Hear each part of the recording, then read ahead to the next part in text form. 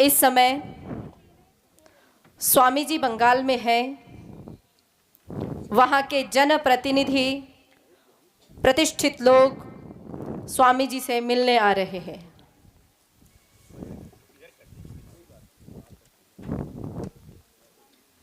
नमस्कार। कहीं जाने की तैयारी में हो क्या? जी, नैनान भवन की तरफ जाऊंगा। आप भी चलिए। वहाँ एक तेजस्वी सन्यासी पधारे हैं। मैंने लगभग 5 वर्ष हुए काशी में उनके दर्शन किए थे। जब जब काशी की बात होती है तब तब ब्रह्मचारी का वह तेजस्वी मुखमंडल सहसा आंखों के आगे उपस्थित हो जाता है। ऐसा तेजस्वी, निर्भीक, विद्वान, प्रत्युत्पन्नमति मनुष्य मैंने अन्य कोई नहीं देखा। ऐसा क्या था उस सन्यासी में? बंधु, काशी में एक महान शास्त्रार्थ हुआ था। उसकी अध्यक्षता काशी नरेश कर रहे थे। फिर क्या, काशी की संपूर्ण विद्वत मंडली एक तरफ और अपने ही स्वामी एक तरफ, और हाँ, अपने यह पंडित ताराचरण भी काशी की विद्वत मंडली में उपस्थित थे। फिर हुआ क्या? इस अकेले निष्प्रिय सन्यासी ने काशी की संपूर्ण विद्वत मंडली की विद्या की पोल खोल कर रख दी। कोई भी पंडित वेदों में मूर्ति पूजा का विधायक एक मंत्र बिना दिखा सका।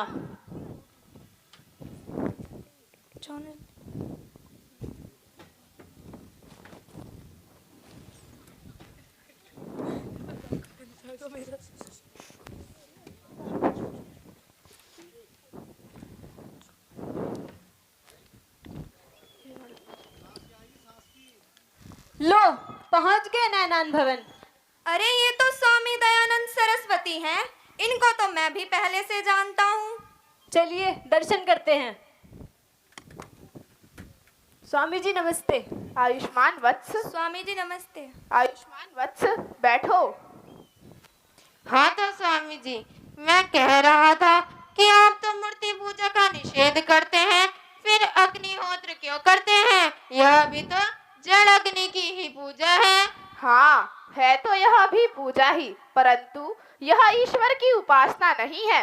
तो यह किसकी पूजा है? यह अपनी पूजा है। क्या अपनी भी पूजा की जाती है? हाँ, सभी लोग अपनी और समाज की पूजा अर्थात सेवा करते हैं। शरीर को स्वच्छ रखना, स्वस्थ रखना, मन बुद्धि आदि को सजग रखना, यह अपनी स्वयं की पूजा है।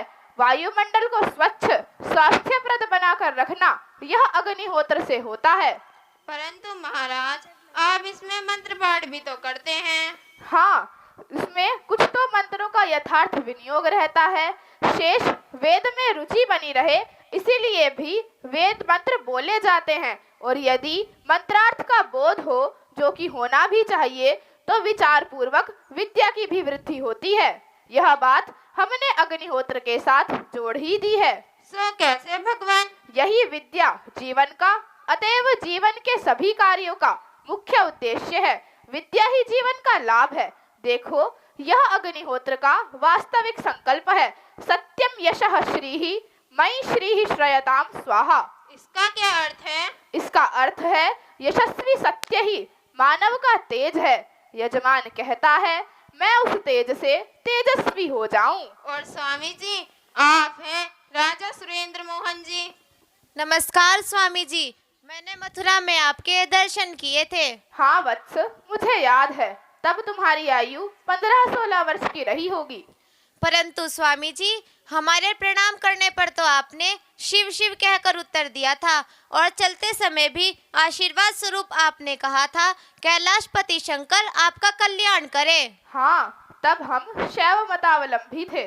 परंतु स्वामी जी, शैव तो मूर्ति पूजक होते हैं, आप तो मूर्ति पूजा का निषेध करते हैं। तब हम दंडी स्वामी विरजानंद जी से विद्याध्ययन कर रहे थे। तब तक हम धर्म का निर्णय नहीं कर पाए थे। वत्स, मूर्ति पूजा पर से तो हमारी आस्था 14 वर्ष की अपरिपक्व अवस्था में ही उठ गई थी। इस पर भी कैलाशपति शिव के प्रति हमारी आस्था अभी 5 वर्ष पूर्व तक बनी रही। तब हम शैव मत के प्रचारक थे। हमारे प्रचार का इतना प्रभाव था कि जयपुर आदि स्थानों में हमारे प्रचार से प्रभावित होकर हाथी घोड़ों तक के गलों में रुद्राक्ष की मालाएं धारण करा दी गई थी। हमने वेदों का अध्ययन किया। वहाँ कहा गया है, ईश्वर निराकार है, कभी शरीर धारण नहीं करता, उसे भूख प्यास नहीं लगती, इसीलिए न उसकी कोई मूर्ति होती है और ना ही उसे कुछ खिलाया जा सकता है। तो स्वामी जी, ईश्वर की उपासना कैसे की जाए? वह स्वप्रकाश ज्ञान स्वरूप है, न्यायकारी दयालु है। विद्वान बनकर न्याय और दयायुक्त व्यवहार रखकर उसकी उपासना की जा सकती है। राजा साहब, सत्य के ग्रहण करने और असत्य के छोड़ने में सर्वदा उद्यत रहना चाहिए। हमने वेद से समझकर सत्य को ग्रहण कर लिया है, अब आपको भी इसे ग्रहण कर लेना चाहिए। तो क्या आपने पूजा उपासना सब छोड़ दी है? नहीं, अब हम सच्चे शिव के उपासक हैं, वह केवल कैलाशपति नहीं है।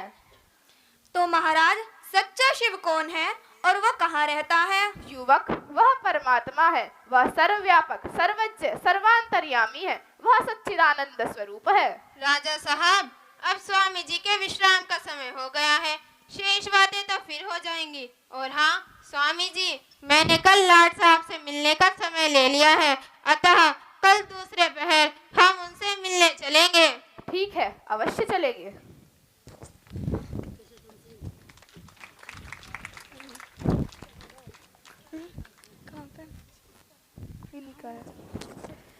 कहाँ सो जाती है? प्रभात जी, मैंने इनको हरिद्वार के कुंभ में देखा था, तब ये रुद्राक्ष की माला धारण करते थे, किंतु मूर्ति पूजा, भागवत आदि पुराण, पौराणिक तीर्थ, तिलक, जन्मपत्री, कंठी माला आदि मिथ्या मतों का खंडन करते थे। इनकी अजस्त्र वाणी से अग्नि बरसती थी। ये इन सभी पाखंडों का तार स्वर में खंडन करते थे और उन्हें वेदादि शास्त्रों के विरुद्ध सिद्ध कर देते थे। पहली बार सुनकर तो मैं भी चकित रह गया। मैंने सोचा कि जिन बातों को मानने वालों का यह मेला है, उन्हीं बातों का यह निर्भय होकर खंडन कर रहा है। मैंने इनके जैसा निर्भीक, प्रखर और सत्य का पक्षधर वक्ता अपने जीवन में और कहीं नहीं देखा। हरिद्वार में आपने और क्या क्या देखा? और क्या देखा? काशी के प्रसिद्ध विद्वान स्वामी विशुद्धानंद भी इनके सामने अवाक रह गए।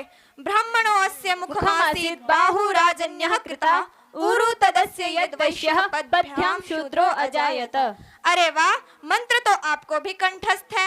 इसका अर्थ करते हुए स्वामी विशुद्धानंद जी ने कहा था, ब्राह्मण ईश्वर के मुख से, क्षत्रिय भुजा से, उरु वैश्य उरु अर्थात जंघाव से उत्पन्न हुए हैं।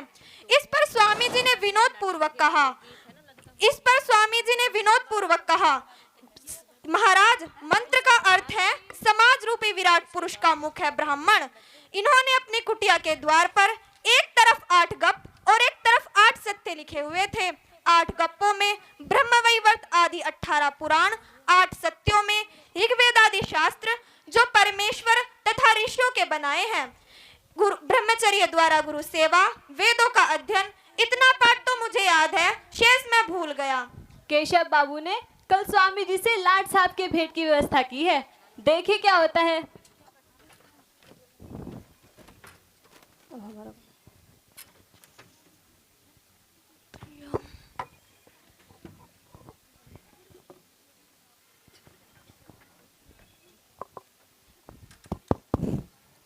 वेलकम सेन महाशय। सर, आप हैं वेदों के प्रसिद्ध विद्वान पंडित दयानंद सरस्वती। हेलो पंडित जी। नमस्ते। पंडित जी, तशरीफ रखिए।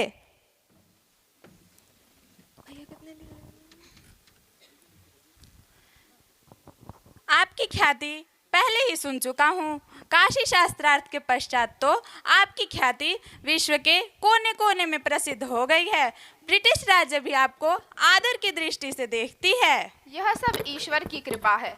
मैं आपसे संक्षेप में कुछ आवश्यक वार्तालाप करने के लिए उपस्थित हुआ हूँ। आपके पास समय का अभाव है, इसीलिए संक्षेप में ही वार्ता होगी। नहीं पंडित जी, हमें समय का कोई अभाव नहीं है, आप खुलकर कहिए। हम सन्यासी हैं, राजधर्म का उपदेश करना भी हमारा मुख्य उद्देश्य है। मान्यवर, आप संपूर्ण भारतवर्ष पर शासन कर रहे हैं। संपूर्ण प्रजा सुखपूर्वक जीवन यापन करते हुए धर्म, अर्थ, काम और मोक्ष की सिद्धि कर सके, इसका पूरा उत्तरदायित्व आपके सबल कंधों पर है। यदि आप अपने कर्तव्य का पूर्ण निर्वहन करेंगे, तब तो आपके पास अवकाश रहेगा ही नहीं। पंडित जी, आप ठीक कहते हैं।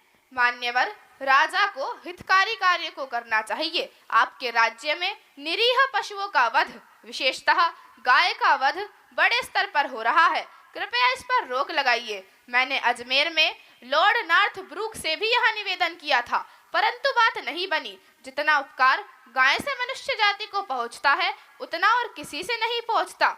मुसलमान गो भक्षक है। इस पर भी मुगल सम्राट बाबर, हुमायूं, अकबर, जहांगीर आदि के राज्यकाल में गोहत्या प्रतिबंधित थी।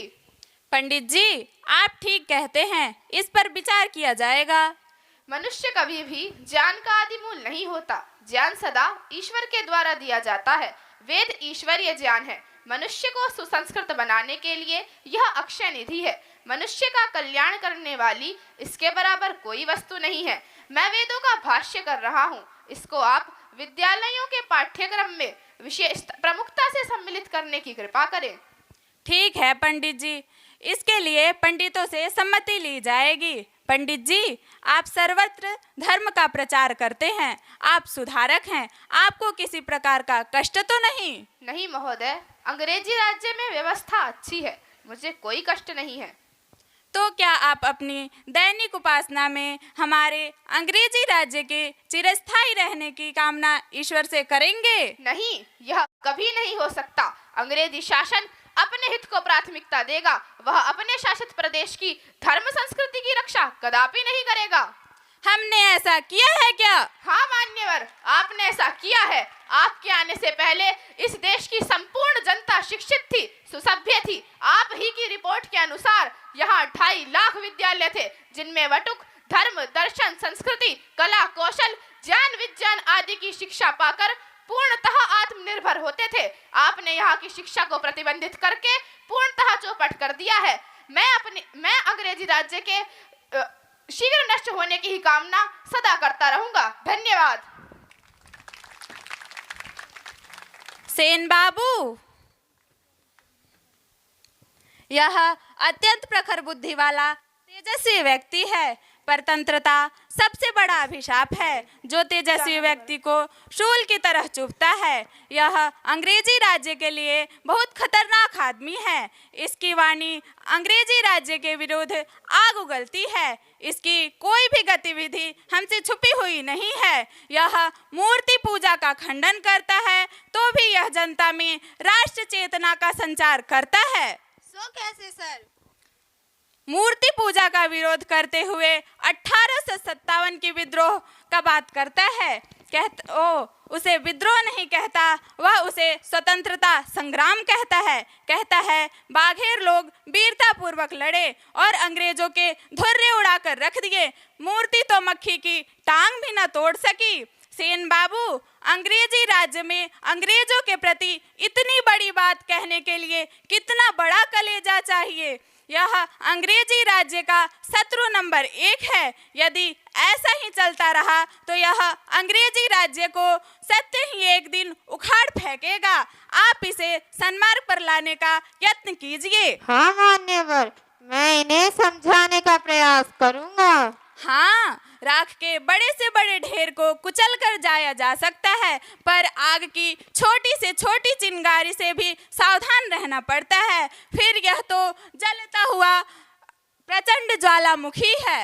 हाँ मान्यवर, मैं भी इनसे दूरी बनाने का प्रयास करूंगा।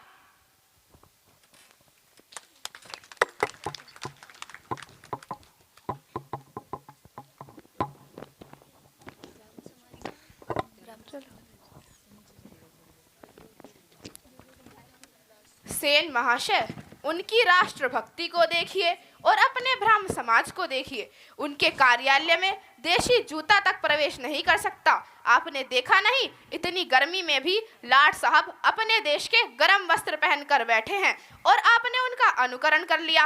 आप लोग उनके महापुरुषों की प्रशंसा तो भरपेट करते हैं, अपने ऋषियों का नाम तक नहीं लेते, जबकि वेद की तो बात ही जाने दीजिए। अपने न्याय वैशेषिक आदि और उपनिषद आदि में जितना ज्ञान विज्ञान सुरक्षित है, उसका अंश मात्र भी इनके संपूर्ण वाङ्मय में नहीं है। अच्छे का अनुकरण करना श्रेष्ठ है। आपने तो उनकी बुरी बातों का, त्याज्य बातों का अनुकरण कर लिया है। यह उचित नहीं है। यह बात विचारणीय तो अवश्य है,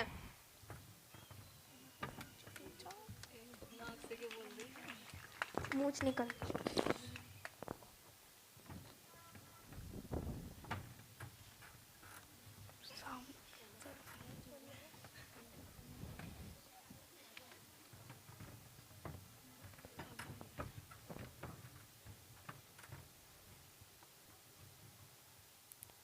मैंने बहुत अध्ययन किया है।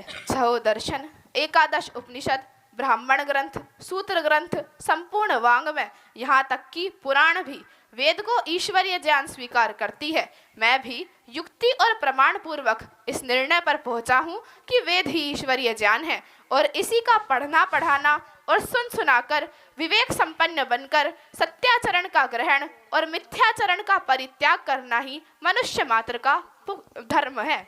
महाराज, ब्राह्म समाज का संगठन बहुत बड़ा है।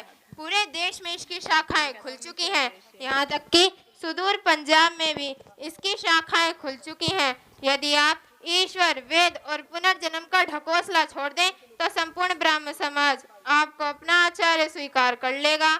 नहीं, यह कभी नहीं हो सकता। मत मतांतर की परस्पर विरुद्ध बातों को कैसे स्वीकार किया जा सकता है? इसी के कारण मनुष्य समाज अनगिनत वर्गों में विभाजित हो चुका है। सभी परस्पर विरोधी हैं और वेद रूपी सूर्य के प्रकाश के बिना तो सत्य धर्म का प्रकाश हो ही नहीं सकता। आपसे पहले भी थियोसॉफिकल सोसाइटी के कर्नल अलकाट और मैडम ब्लेवेस्टकी भी मुझे यह प्रलोभन दे चुकी हैं। वह संगठन तो देश विदेश के अनेक कोनों में अपने पैर जमाए हुए है। मैं सर्वव्यापक सर्वज्ञ ईश्वर के आदेश का पालन करूं अथवा आप सदृश महानुभावों के क्षुद्र प्रलोभनों में फंसूं, मैंने तो ईश्वर को चुन लिया है।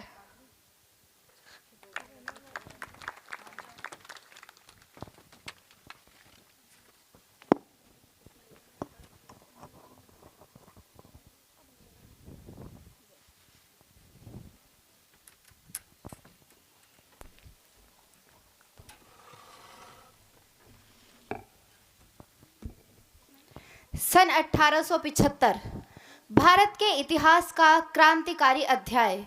आज स्वामी जी मुंबई में आर्य जनों के मध्य उपस्थित हैं। आर्य समाज की स्थापना पर भद्र जनों की चर्चा ध्यान से सुने। पूज्य स्वामी जी महाराज, कृपा करके आर्य समाज की स्थापना की अनुमति प्रदान करें। हाँ, करिए।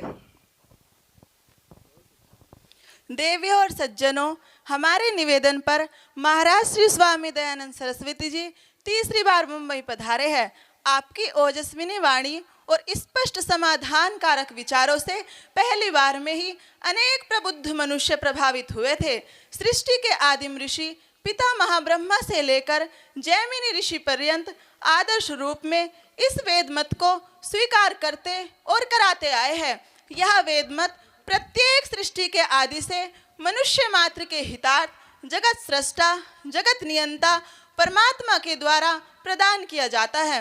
स्वामी जी महाराज जब अपनी अमोघ वाणी से इस यथार्थ सत्य का प्रतिपादन करते हैं तो कोई बड़े से बड़ा तार्किक विद्वान प्रतिपक्षी इसका प्रतिवाद नहीं कर सकता। आर्य समाज की स्थापना का विषय तो स्वामी जी के मुंबई में प्रथम आगमन पर ही उपस्थित हुआ था, परंतु किन्हीं कारणों से यह संभव नहीं हो पाया। अब सारी परिस्थितियां अनुकूल हैं। आज की सभा में स्वामी जी, मथुरा दास लव जी, छबील दास लल्लू भाई जी आदि महानुभाव यहाँ उपस्थित हैं। सैकड़ों लोग स्वामी जी द्वारा प्रस्तावित विचारों से पूर्णतया सहमत भी हैं। इसीलिए आज आर्य समाज की स्थापना हो ही जानी चाहिए। पानाचंद जी, आप प्रस्ताव रखिए।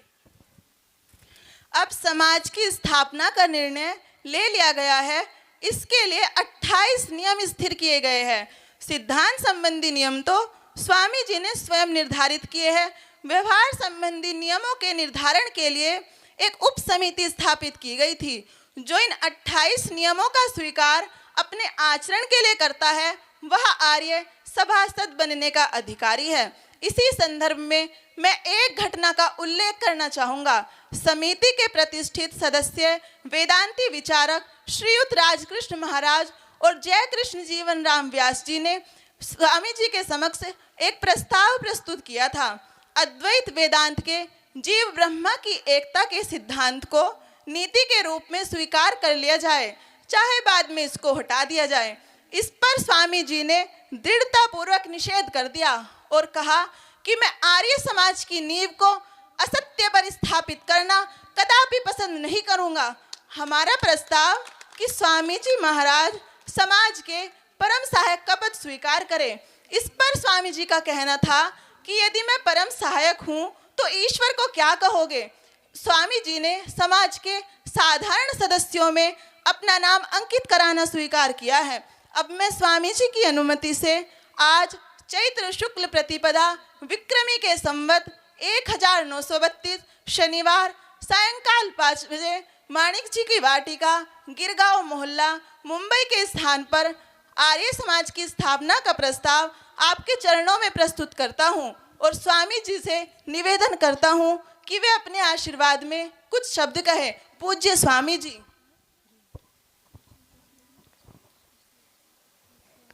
आप लोग यदि समाज से पुरुषार्थ कर परोपकार कर सकते हो तो समाज कर लो, परंतु इसमें इतना ध्यान रखना कि यदि इसमें यथोचित व्यवस्था ना रखोगे तो आगे गड़बड़ा अध्याय हो जाएगा।